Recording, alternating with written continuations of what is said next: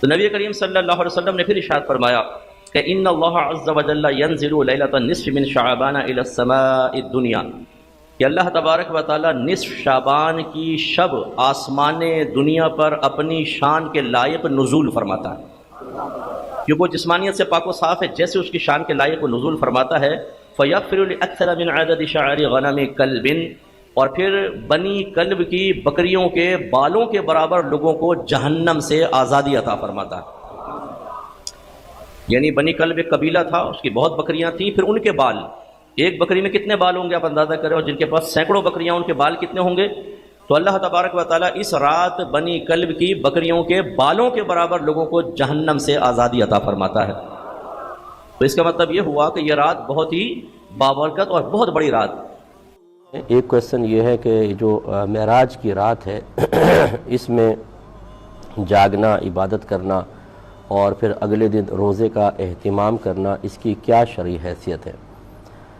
دیکھیں، یہ کوئی فرض یا واجب نہیں ہے، یقیناً کوئی بھی اس کو فرض یا واجب نہیں کہتا، لیکن مسلمانوں کی ایک بہت بڑی تعداد اور خصوصاً ہندوستان پاکستان میں اس رات کا اہتمام کیا جاتا ہے، یعنی عبادت کا اہتمام کرتے ہیں، اجتماعات رکھے جاتے ہیں، ان میں بیانات ہوتے ہیں، اسی طرح نعتیہ محافل کا انعقاد ہوتا ہے، اور اگلے دن لوگ روزے کا اہتمام بھی کرتے ہیں۔ اگر انہیں لازم و ضروری نہ سمجھا جائے، اس طرح لازم و ضروری سمجھنے کا مطلب ہمیشہ یاد رکھیے گا یہ ہوتا ہے کہ اگر نہیں کرو گے تو گناہ گار ہوگے، نہیں کرو گے تو آخرت میں پکڑ ہوگی۔ اگر کوئی اس نظریے کے ساتھ، اس سوچ و نیت کے ساتھ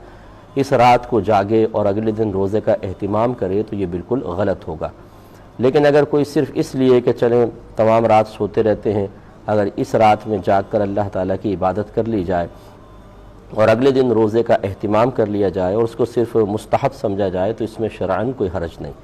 ہونا تو یہ چاہیے کہ ہر رات ہی ہم جاگیں اور اللہ تبارک و تعالیٰ کی عبادت کریں، روزانہ روزے رکھیں اگر اللہ تعالیٰ ہمت دے،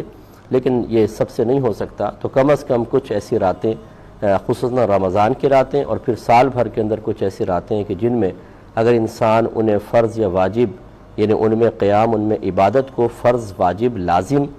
سمجھ کر نہ کرے، صرف مستحب سمجھ کے کرے تو اس میں شرعاً کوئی حرج نہیں ہے۔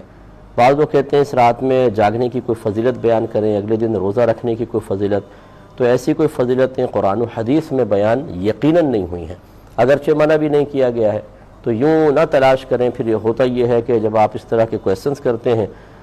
ہر ایک سے کرتے ہیں، تو پھر کچھ لوگ الٹی سیدھی مطلب غلط قسم کی باتیں بنا لیتے ہیں، وہ پوسٹ وغیرہ کر دیتے ہیں، ہم سمجھتے ہیں کہ جی یہ اسی رات سے متعلق قرآن میں یا حدیث میں بیان ہوا ہے، اور اس طرح غلط فہمیاں عام ہوتی ہیں۔ بس یہ سمجھ لیں کہ اس رات میں عبادت کرنا فرض یا واجب نہیں تو منع بھی نہیں، تو اگر کوئی کرنا چاہے بہت اچھی بات ہے، جو نہ کرنا چاہے ساری رات سوتا رہے اسے کوئی ملامت نہیں۔ اگلے دن روزہ رکھنا چاہیں تو نفل روزہ اللہ تعالیٰ کو بڑا محبوب ہے۔ میرے آقا صلی اللہ علیہ وسلم نے ارشاد فرمایا جو اللہ تعالیٰ کی رضا کی خاطر ایک روزہ رکھے تو وہ جہنم سے اتنا دور کر دیا جاتا ہے جیسے کہ ایک کوے کا بچہ ہو اور وہ اڑتے اڑتے اڑتے ساری زندگی حتیٰ کہ مر جائے، جتنا فاصلہ وہ طے کرے گا اسے اللہ تعالیٰ جہنم سے اتنا دور کر دے گا۔ تو کوے کی زندگی سنا ہے کہ بڑی لمبی ہوتی ہے، تو لہٰذا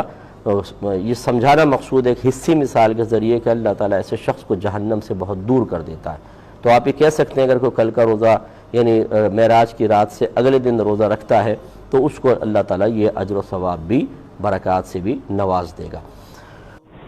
اس میں خاص حلوہ بھی بناتے ہیں لوگ، یہ مطلب کوئی فرض یا واجب نہیں ہے، آپ عبادات کریں، کچھ بھی کریں، حلوہ بنا لیا تو کوئی حرج بھی نہیں ہے، چلیں حلوہ آپ کھا لیجئے۔ اچھا اس میں اب یہ مطلب لیکن پھلڑیاں بعض اوقات لگا دینا اپنے پاس سے کہ جی حلوہ ہی بنے گا اور چنے کی دال کا ہی حلوہ بنے گا، کسی اور چیز کا نہیں بنے گا، یہ چیزیں مناسب نہیں، نہ اس طرح کی کوئی عادات لگائیں۔ ہاں کوئی بھی آپ کھانا بنا سکتے ہیں اصال ثواب کے لیے، نبی کریم صلی اللہ علیہ وسلم کی اصال ثواب کے لیے، اور خصوصاً اللہ تبارک و تعالیٰ کی رضا کے حصول کے لیے اگر آپ غربا کو کھلائیں تو اس میں کوئی حرج نہیں ہے، آپ کھلا سکتے ہیں۔